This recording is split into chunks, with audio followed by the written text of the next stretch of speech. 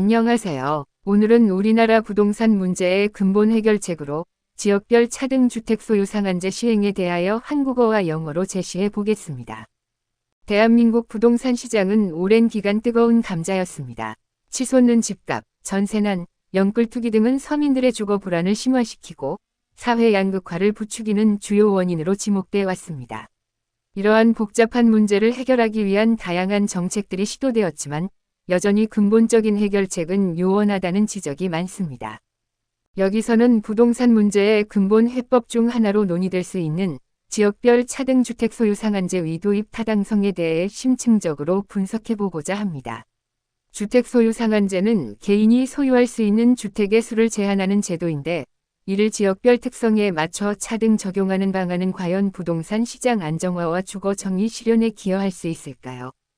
1. 주택 소유 상한제 도입 논의의 배경. 주택 소유 상한제는 단순히 주택 공급을 늘리는 것만으로는 해결되지 않는 부동산 투기 수요를 억제하고 주택을 거주의 개념으로 되돌리려는 시도에서 출발합니다.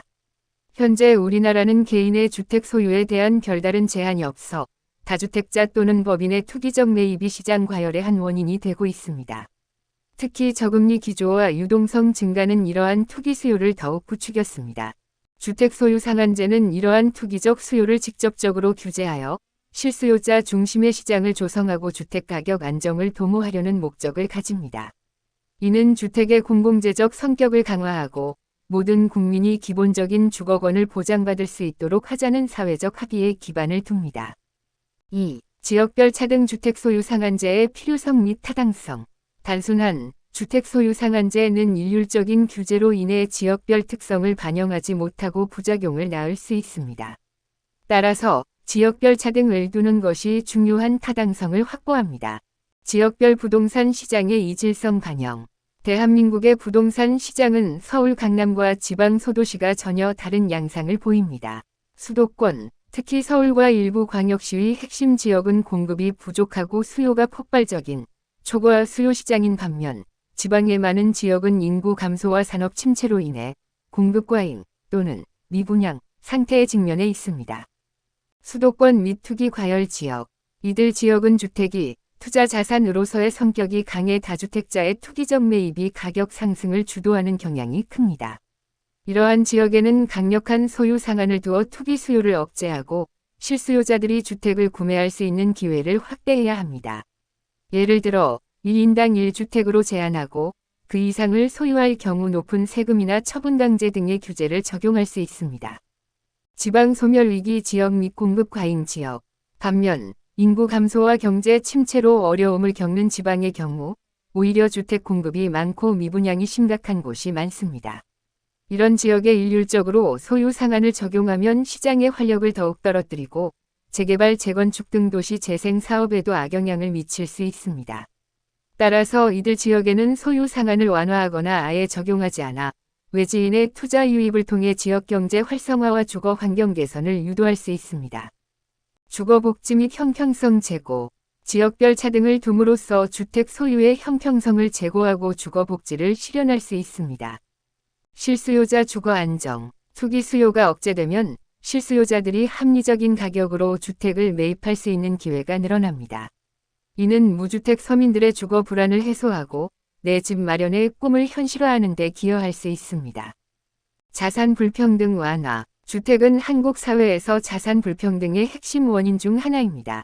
다주택자의 주택 소유를 제한함으로써 부동산 자산의 집중을 완화하고 부의 재분배 효과를 기대할 수 있습니다. 주택의 본질적 가치 회복. 주택을 투자가 아닌 거주의 본질적인 가치로 되돌리는 데 기여할 수 있습니다. 이는 건강한 주거 문화 형성에 긍정적인 영향을 미칩니다. 시장의 유연성 및 부작용 최소화. 일률적인 상한제는 시장의 경직성을 초래하고 예측하지 못한 부작용을 낳을 수 있습니다. 지역별 차등을 둠으로써 이러한 위험을 최소화하고 시장의 유연성을 확보할 수 있습니다. 탄력적인 정책 운용. 각 지역의 경제 상황, 인구 변화, 주택 공급 및 수요 불균형 등 다양한 요소를 고려하여 상한선을 조정함으로써 정책의 효율성을 높일 수 있습니다. 미분양 해소 및 지역 활성화. 침체된 지방시장에 대한 규제 완화는 투자 유치를 통해 미분양 해소와 도시 재생을 촉진할 수 있습니다. 정교한 시장 개입, 획일적인 규제보다 지역 특성을 고려한 맞춤형 규제는 시장의 반발을 줄이고 정책의 수용성을 높일 수 있습니다. 지역별 차등 주택 소유 상한제 시행 시 고려 사항 및 과제. 지역별 차등 주택 소유 상한제는 여러 타당성을 가지지만 성공적인 시행을 위해서는 몇 가지 과제를 해결해야 합니다. 지역 위정의 및 분류 기준 마련. 어떤 기준으로 지역을 분류하고 각 지역에 어떤 상한선을 적용할 것인지에 대한 명확하고 합리적인 기준 마련이 가장 중요합니다. 단순히 행정구역 단위로 나눌 것인지 아니면 주택가격 상승률, 전세가율, 인구 유입, 유출, 미분양률 등 다양한 지표를 복합적으로 고려하여 투기 과열 지역, 조정 대상 지역, 미분양 관리 지역 등으로 세분화할 것인지 논의가 필요합니다. 이는 복잡한 작업이며 자칫 기준이 모호하거나 불합리하면 시장의 혼란을 가중시킬 수 있습니다.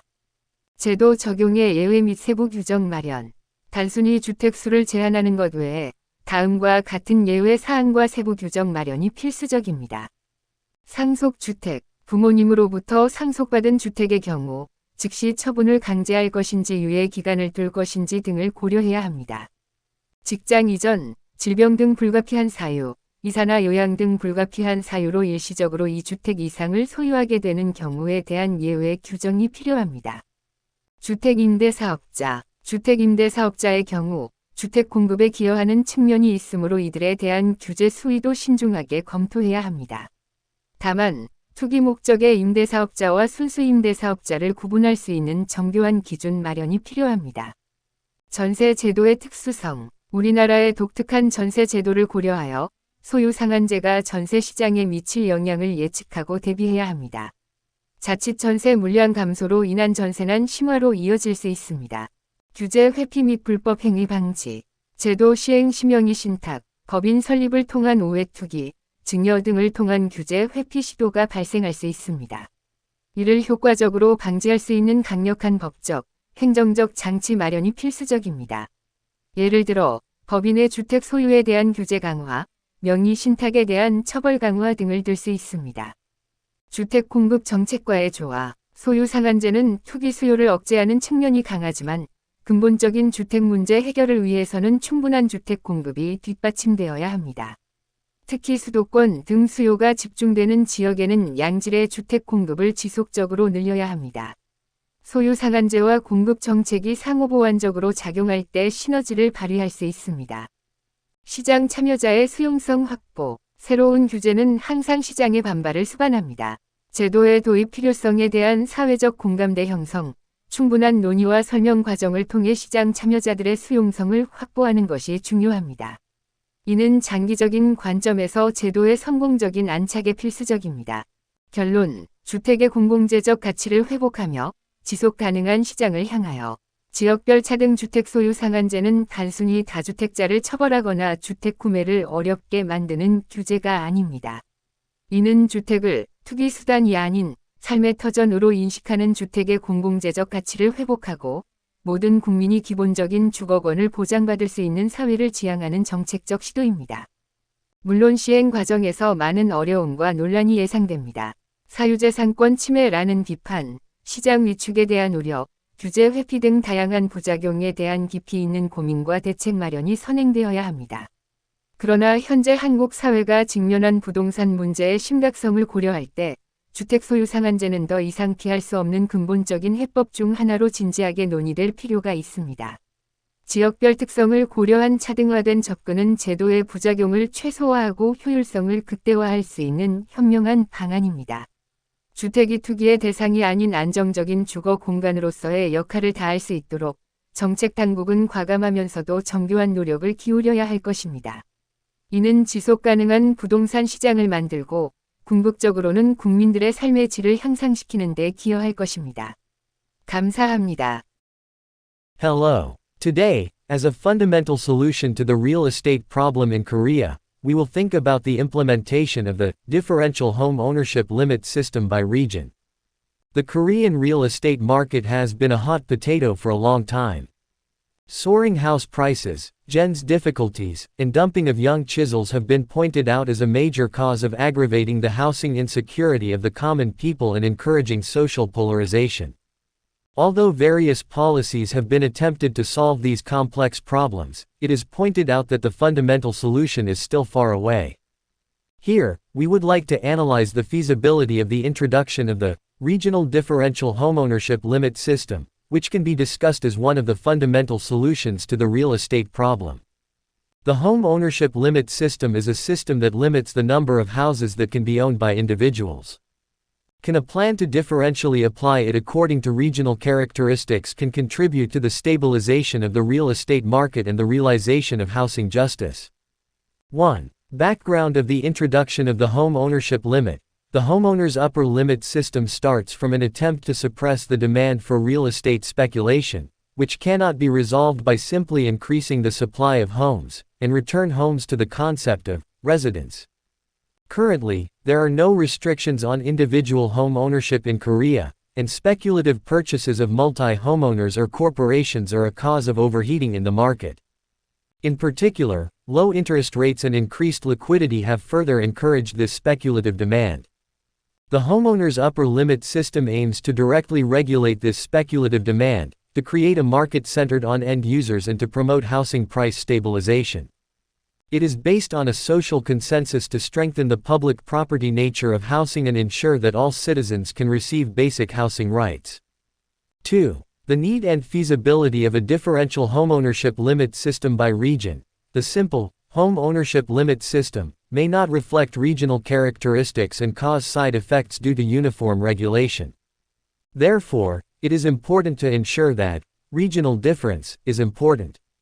Reflecting the heterogeneity of the regional real estate market, the real estate market in Korea shows a completely different pattern between Gangnam in Seoul and small towns in the provinces. While the metropolitan area, especially Seoul and some metropolitan cities, is a excess demand market in short supply and explosive demand, many of the provinces face oversupply or unsold due to population declines and industrial stagnation. Metropolitan and overheated areas. In these areas, housing as a investment property is strong, and speculative purchases by multi-family homes tend to lead the price increase. These areas should have a strong cap of ownership to curb speculative demand and expand opportunities for end users to buy homes.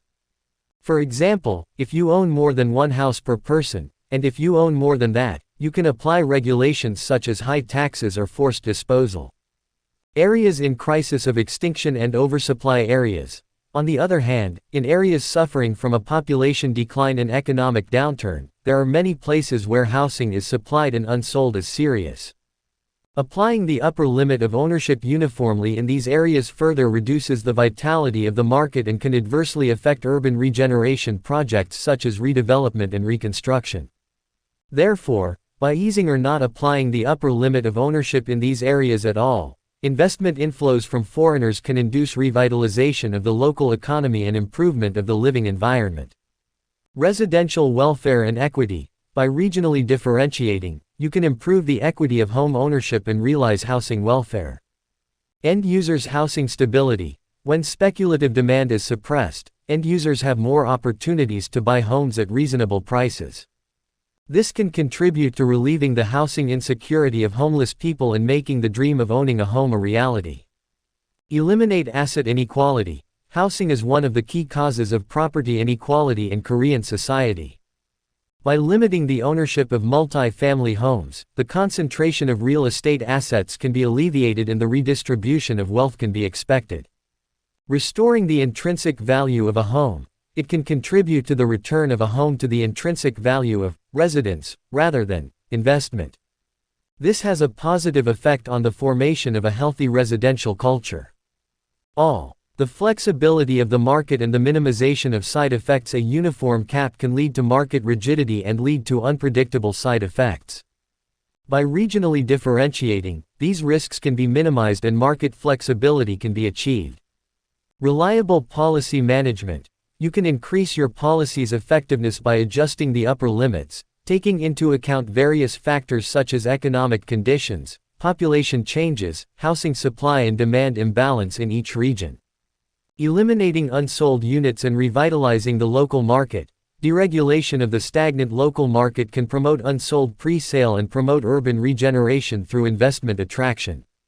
Sophisticated market intervention, customized regulation that takes into account regional characteristics rather than uniform regulation can reduce market backlash and increase policy acceptance.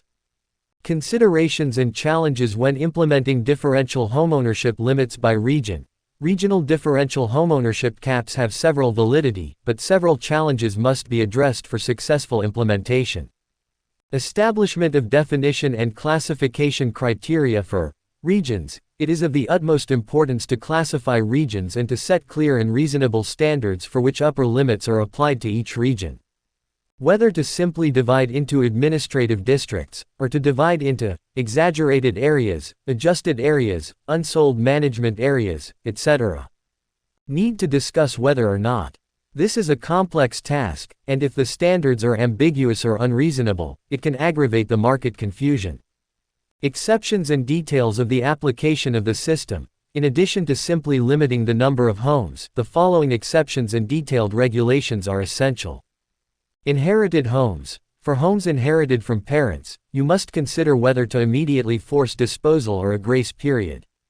Unavoidable reasons such as relocation of work and disease. Exceptions are required for temporary ownership of 2 or more houses due to unavoidable reasons such as moving or recuperating.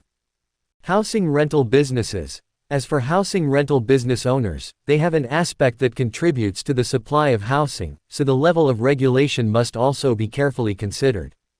However, it is necessary to prepare sophisticated standards that can distinguish between a rental business for speculative purposes and a pure rental business. The specificity of the GENS system.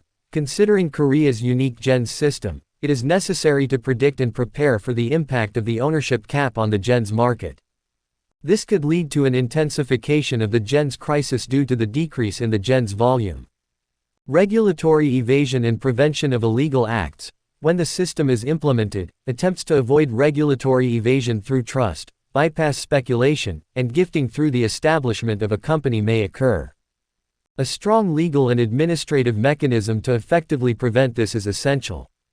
For example, strengthening regulations on corporate ownership of home ownership, and strengthening punishment for named trusts, etc.